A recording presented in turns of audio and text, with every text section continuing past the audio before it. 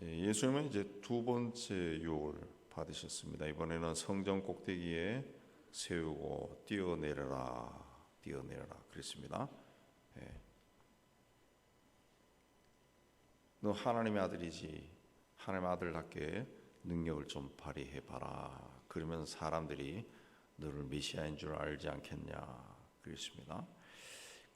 어저께 4장 1절부터 4절까지는 돌덩어리를 떡으로 만들어 보라 그랬습니다. 그러자 예수께서 사람이 떡으로만 살 것이 아니라 하나님 입에서 나오는 말씀으로 살 것이다, 그렇게 대답한 것을 마귀가 들었습니다. 그래서 마귀가 전략을 다시 바꿨습니다. 하나님 말씀대로 살겠다고 그랬지. 그럼 내가 하나님 말씀으로 말할 것이다. 그래서 오늘 말씀에 마귀가 한 말이 시편 91편 11, 12절 말씀입니다. 그 하나님 말씀으로 예수에게 도전한 거죠. 네가 뛰어내리면 천사가 와서 너를 받쳐주겠다고 하나님이 말씀했는데 너 분명히 하나님 말씀대로 산다고 그랬지. 그러니까 한번 뛰어내려봐. 그런데 예수께서는 그 말씀을 거절했죠. 왜 그랬습니까? 하나님께서 하신 말씀은 분명하지만은 여기서는 마귀가 한 말이죠. 하나님을 신뢰하는 마음에서 고백한 그 말이 아니라 하나님의 능력을 시험하는 용도로 사용한 거죠. 성경 말씀을 인용한다고 해서 다 하나님의 말씀이 아닙니다. 하나님의 말씀이 아니에요.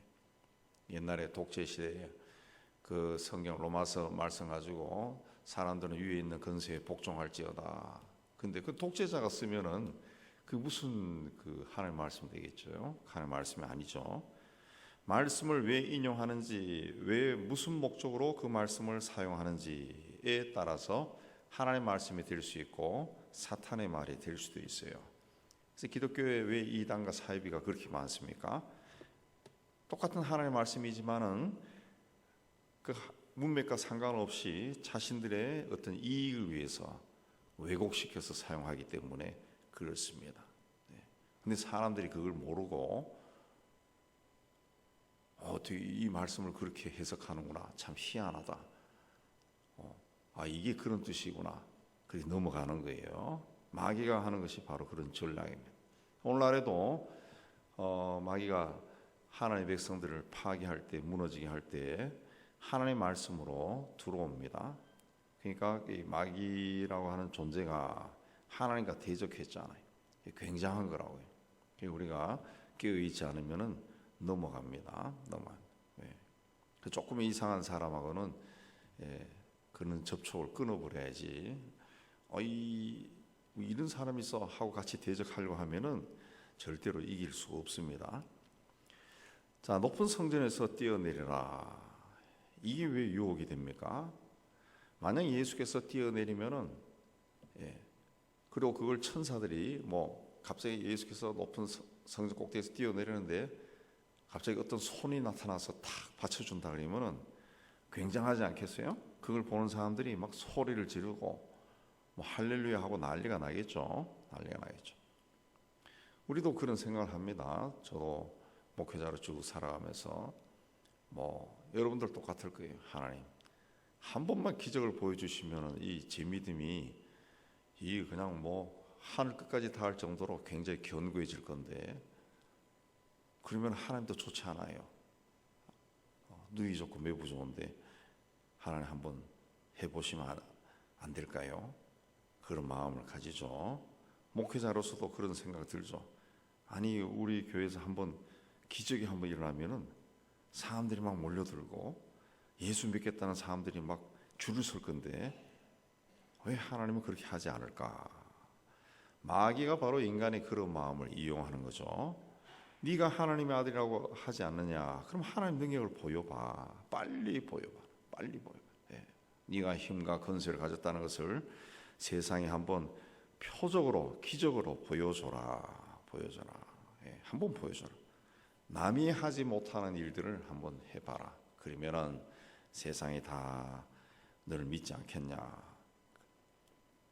예수님을 따라다니면서 비난했던 바리새인과 서기관들과 사두개인들도 예수님에게 그런 요청을 했습니다. 마태복음 16장에 보면 바리새인과 사두개인들이 예수를 시험해서 하늘로부터 오는 표적 보이기를 청하였다 그랬습니다. 당신이 하나님께서 온 자인지 모든 사람들이 다 보고 알 수 있도록 표적을 한번 하늘로부터 오는 표적을 보여주라. 근데 예수님은 그 요구를 거절했습니다. 이 사람들은 그러면은 내가 믿겠다 그랬지만은 그들이 믿기 위해서 표적을 구하는 것이 아니라 속으로는 안 믿겠다는 거죠. 안 믿겠다. 네가 뭘 할 수 있어 이런 마음을 가지고 있었다. 표적을 보이면은 또 다른 표적을 구할 것이라는 것을 예수께서 아셨죠. 그래서 예수께서 그들을 향해서 믿음이 없는 세대여 그랬습니다. 그리고 악하고 음란한 세대가 표적을 구하나 요나의 표적밖에는 보여줄 표적이 없다 하고 그들을 떠났다 그랬습니다. 악하고 음란한 세대가 표적을 구한다 그랬습니다. 표적을. 예. 오늘날 우리 시대를 보면은 이 표적을 구합니다. 표적을. 이 표적이 뭡니까? 대단한 거죠. 굉장해 보이는 거죠. 그래서 우리 시대에 눈에 보이는 것들이 점점 화려해지고 굉장해지고 영화만 보더라도 옛날 우리가 학창 시절에 영화 같은 경우는 굉장히 낭만적이잖아요. 총을 쏴도 신사적으로 뒤로 뭐 30걸음 가서 돌아서서 빵 쏜다든가. 근데 요즘은 안 그래요. 사람이 어디 간지 없을 정도로 폭탄이 터지고 난장판이라. 점점 그런 걸 보고 싶어한다. 사람들이 영화뿐만 아니라 모든 계층에서 자꾸 눈에 보이는 뭔가를 자꾸 사람들이 강한 걸 요구한다. 강한 걸. 정치인들도 그러고 경제도 그러고 사회복지도 그러고 뭔가 강한 걸 자꾸 요구하니까 세상이 자꾸 시끄러워지는 거죠. 그 표적을 보여주면 쉽게 믿을 것 같지만 그렇지 않습니다. 또 의심이 생겨요. 저게 진짜일까 가짜일까? 또 다른 표적을 보여달라고 합니다. 그래서 표적은 믿음의 초석이 되지 않습니다. 이 사람들은 예수님을 믿기 위해서 예수님을 사랑하기 위해 모여든 사람들이 아닙니다. 예수님을 비난하고 조롱하고 대적하기 위해 어떤 꼬투리를 잡으려고 하는 사람들이. 그러니까 이들이 요구하는 기적과 표적은 예수를 비난할 꼬리를 만드는 것이죠. 그래서 예수께서 그들과 더 이상 대화를 하지 않았습니다. 왜냐하면 이전에도 예수께서 많은 병자를 고치고 기적을 행하셨어요. 그러나 그들은 그걸 볼 때마다 예수님을 비난하고 시비를 걸었습니다. 믿으려고 하지 않았다는 거죠. 마귀는 강한 능력을 보여달라. 동시에 빨리 해봐라. 그걸 요구합니다. 강하고 빠르게. 필요하면 폭력을 써서라도 이걸 보여달라. 그걸 요구합니다. 마귀가 하는 일들은 항상 세상이 뒤집어 엎어져도 해봐라. 그걸 이야기하는데 이렇게 해서 인류 역사에서 일어난 사건이 공산주의죠. 공산주의. 1848년에 마르크스와 엥겔스가 공산당 선언문을 발표하고 100년이 되기도 전에 공산주의가 지구의 3분의 1을 물들였습니다. 빨갛게 물들였습니다. 아주 강한 일이 굉장히 빨리 일어났어요. 온 세상에서 세상이 뒤집어지는 그런 일들이 일어나고 지금도 그 영향을 받은 자들이 온 세상을 시끄럽게 하고 있죠. 네팔도 그러고 인도도 그러고 세상 아프리카도 세상 곳곳에 그 영향을 받은 자들이 활동하고 있는데 100년도 되지 않아서 그리 되어 있습니다. 기독교는 어떻게 됐습니까? 기독교는 거의 2000년이나 세월이 지나서 지구의 3분의 1을 빨갛게 만들었어요. 빨갛게. 둘 다 빨갛습니다. 공산당은 남의 피를 흘려서 빨간 거고 기독교는 자기 피를 흘려서 빨간 겁니다. 빨간 거.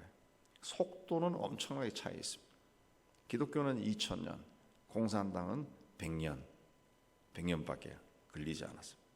공산주의는 굉장히 무자비한 이데올로기입니다. 잔인합니다. 남의 피를 흘립니다. 수많은 사람들을 죽입니다. 역사에 보면 뭐 북한도 그러지만은 뭐 굶어 죽는 것도 마찬가지지만은 소련이나 또 중국 그 공산 정권 아래서 죽은 사람들은 수천만 명이에요. 수천만 명 엄청나게 죽었습니다. 뭐 히틀러 이야기하지만 히틀러와는 비교할 수 없을 정도로 사람들이 죽었습니다. 이 사람들이 강조한 것은 미움과 분노, 심지어는 가족도 미워하게 만듭니다. 미움. 그러나 기독교는 하나님의 아들이면서 하나님의 능력을 가지신 분이 그걸 사용하지 아니하고 자기 피를 흘립니다. 자기 피. 미움이 아니라 사랑을 전합니다. 분노와 공격이 아니라 섬김을 강조합니다. 그게 인류 사이에 들어가는데 굉장히 오랜 세월이 흘렀습니다. 기독교는 속도를 중요시하는 종교가 아니라는 거죠. 복음이라고 하는 것은 초청하는 겁니다. 주님 앞에 나오도록 초청하는 것이고 또 거기에 자발적으로 응답한 사람들이 오는 겁니다. 그러나 공산주의는 강제로 무릎을 꿇게 하는 거죠. 강제로. 러시아와 우크라이나 전쟁도 보세요. 평화롭게 살고 있는 나라를 향해서 포탄을 쏘 붙이고 그냥 막 들어와서 막 죽이고 있습니다. 죽이고 있어요. 그런 것이 공산주의에서 국가라고 하는 것은 권력을 가진 사람의 것입니다. 권력을 가진 한 사람의 것이. 그러나 예수님은 낮은 자리에 내려오셔서 세상을 구원하셨습니다. 인간 세상의 문제는 어떤 능력을 보여줘서 해결되는 것이 아니라고 생각했습니다. 하늘에서 뚝뚝 떨어지는 기적으로 세상의 문제가 해결된다고 생각하지 않았습니다. 오히려 세상에 오신 하나님의 독생자의 방법은 문제 많은 삶의 자리로 내려가는, 그리고 그 자리에 함께 계시는 겁니다. 함께 사는 겁니다. 함께 사는 것. 상처 입은 사람, 고통을 겪는 사람, 아파하는 사람, 그 자리에 가셔서 그들의 슬픔과 고통에 참여하시고 당신도 슬퍼하고 아파하고 괴로워하면서 사신 겁니다. 그리고 마지막 십자가에서 돌아가셨습니다. 근데 제사장들, 바리새인들은 십자가에 달린 예수를 향해서도 비난했습니다. 뭐라고 했습니까? 마귀가 한 것과 똑같습니다. 마귀의 시험에도 나오는 게 만일이라는 단어라 그랬잖아요. 어제 만일 당신이 하나님의 아들이라면 거기서 내려와 봐. 네 자신을 구원할 수 하는 것을 보여봐. 거기서 내려와서. 그러면서 다른 사람은 구원하지만 자기는 구원하지 못하는 저 사람을 봐라. 자기가 스스로 왕이라고 한다라고 대제사장과 서기관과 장로들이 십자가에 달린 예수를 조롱했습니다. 조롱했습니다. 너 하나님의 아들이지, 능력이 있다 그랬지, 사람도 구원한다 그랬지. 그러면은 거기 달려 있지 말고 내려와. 사람을 구원한다고 했으니까 너 자신부터 좀 구원하는 걸 보여봐. 그렇게 소리 질렀죠. 사탄과 똑같은 이야기를 했습니다. 근데 예수님은 거기에 아무런 대답을 하지 않았습니다. 그들이 하는 말은 믿음의 말이 아니라는 거죠. 믿음의 말이 아니라는 거죠. 사탄이 하는 말과 똑같은 거죠. 만일 뭐라면 한번 보여봐. 그러죠. 보여봐. 그렇습니다.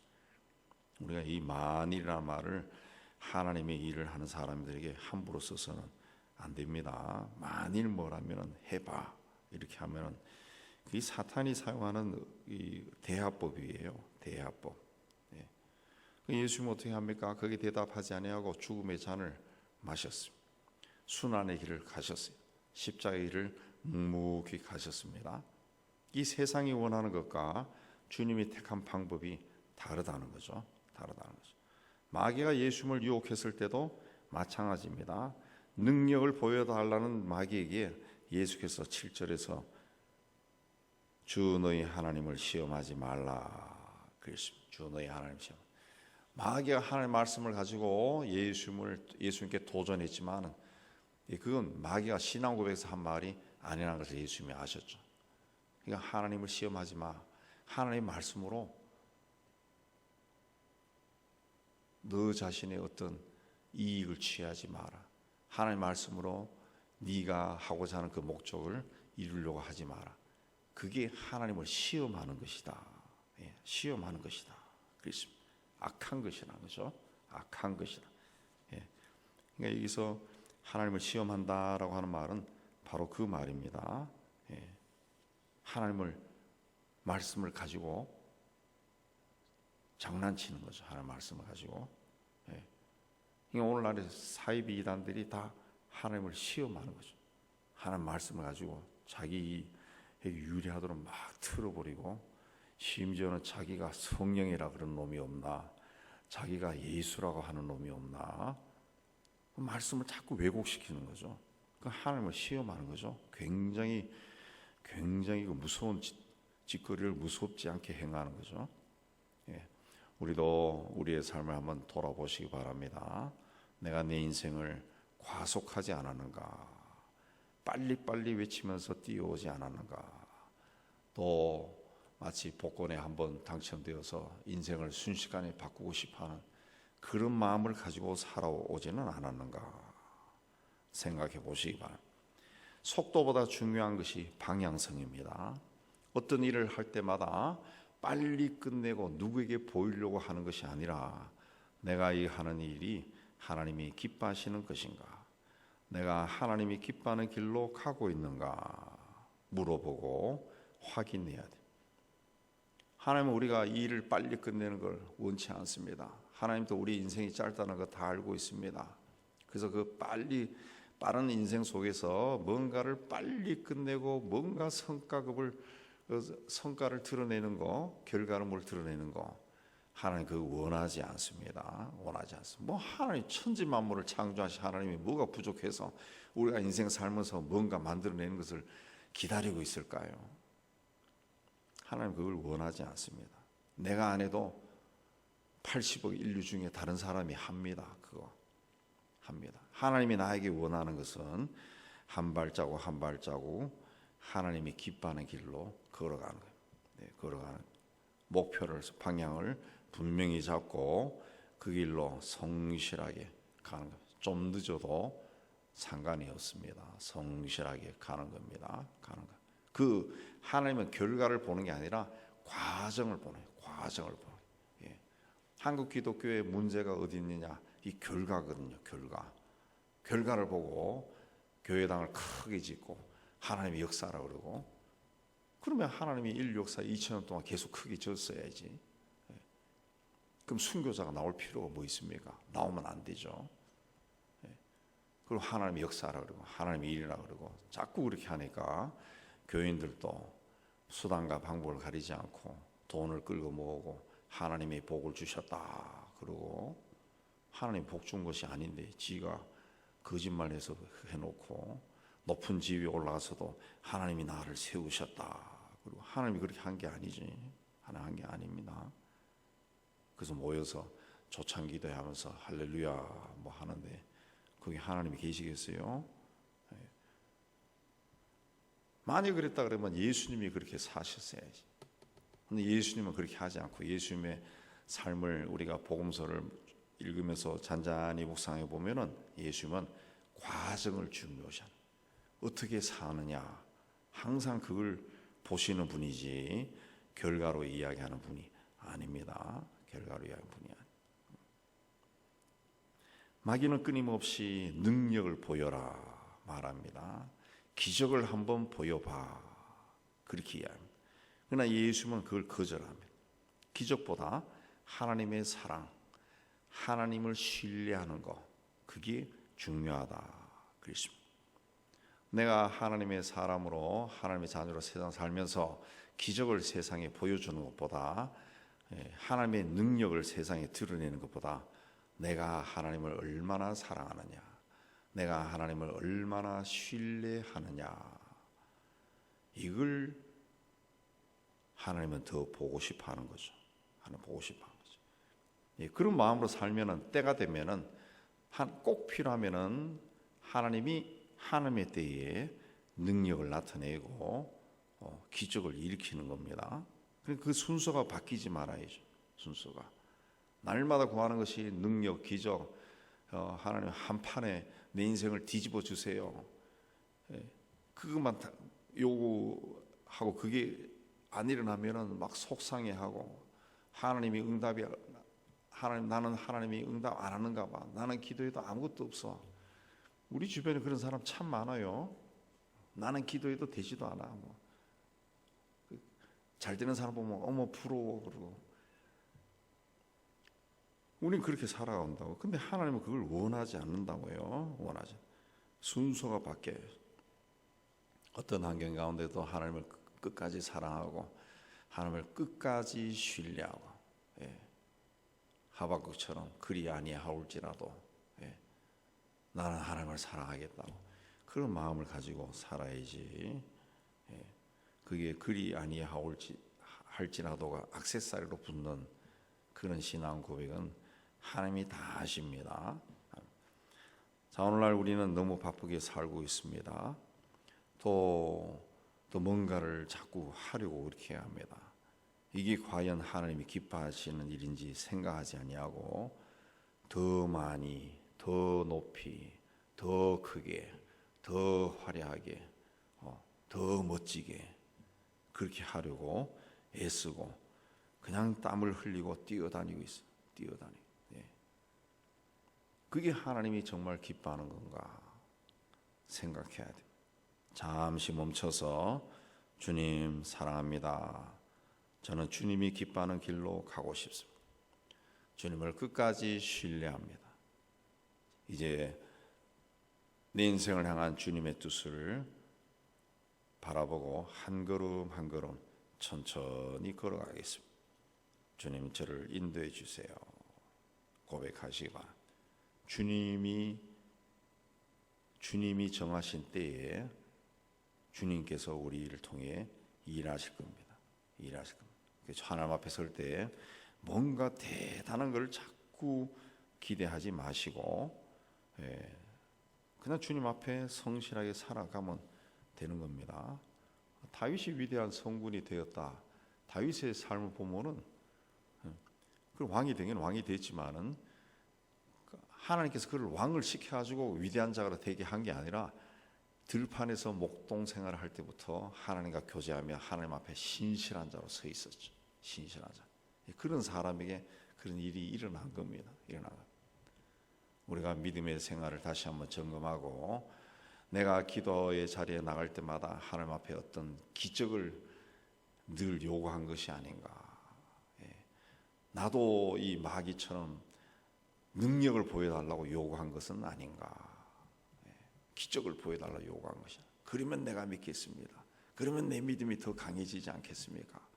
돌아보면은 저도 그런 기도를 참 많이 했어요. 청년 시절도 참 많이 했고. 근데 그 하나님은 그걸 원하지 않는다라는 겁니다.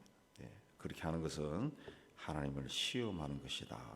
그래서 오늘도 이 말씀으로 기도의 자리에 나가며 여러분을 잔잔히 돌아보시고 하나님이 기뻐하는 온전한 믿음으로 세워지기를 주님의 이름으로 축복합니다.